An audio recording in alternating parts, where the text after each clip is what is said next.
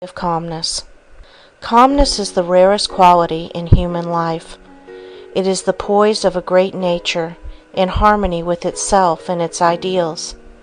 It is the moral atmosphere of a life self-centered, self-reliant, and self-controlled.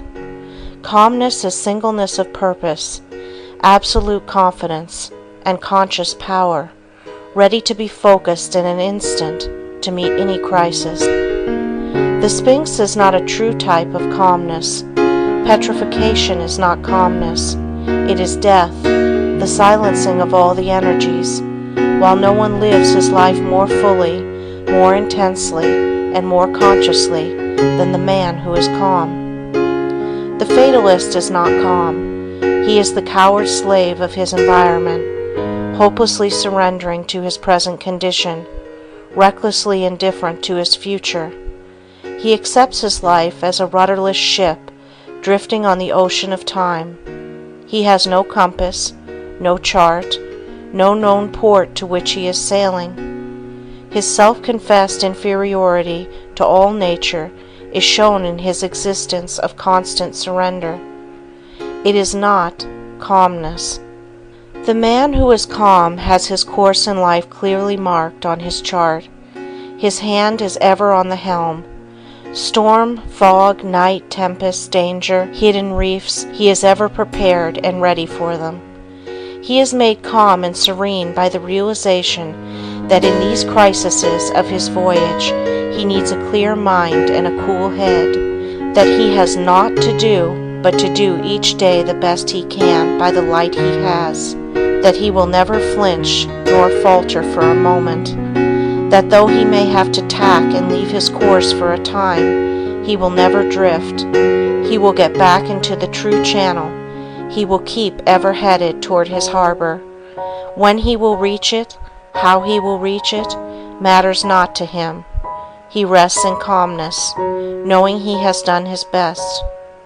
If his best seems to be overthrown or overruled, then he must still bow his head in calmness. To no man is permitted to know the future of his life, the finality. God commits to man ever only new beginnings, new wisdom, and new days, to use the best of his knowledge. Calmness comes ever from within. It is the peace and restfulness of the depths of our nature. The fury of storm and of wind agitate only the surface of the sea.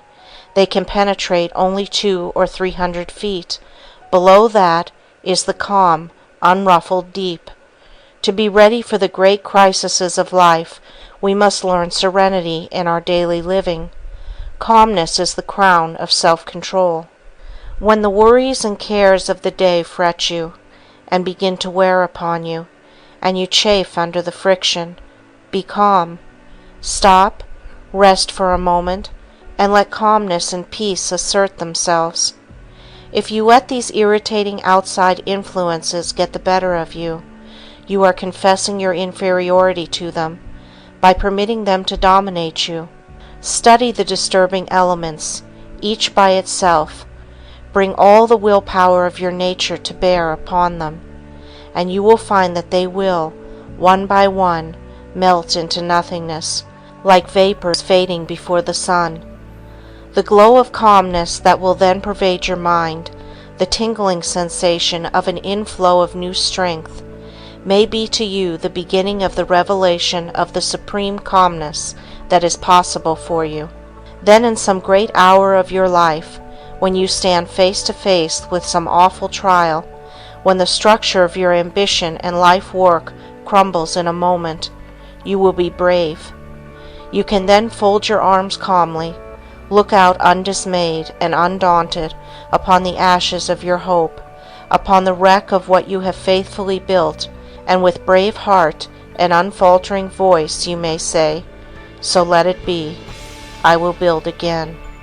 When the tongue of malice and slander, the persecution of inferiority, tempts you for just a moment to retaliate, when for an instant you forget yourself so far as to hunger for revenge, be calm. When the gray heron is pushed by its enemy, the eagle, it does not run to escape. It remains calm, takes a dignified stand, and waits quietly, facing the enemy unmoved. With the terrific force with which the eagle makes its attack, the boasted king of birds is often impaled and run through on the quiet, lance-like bill of the heron. The means that man takes to kill another's character becomes suicide of his own. No man in the world ever attempted to wrong another without being injured in return, some way, somehow, sometime. The only weapon of offense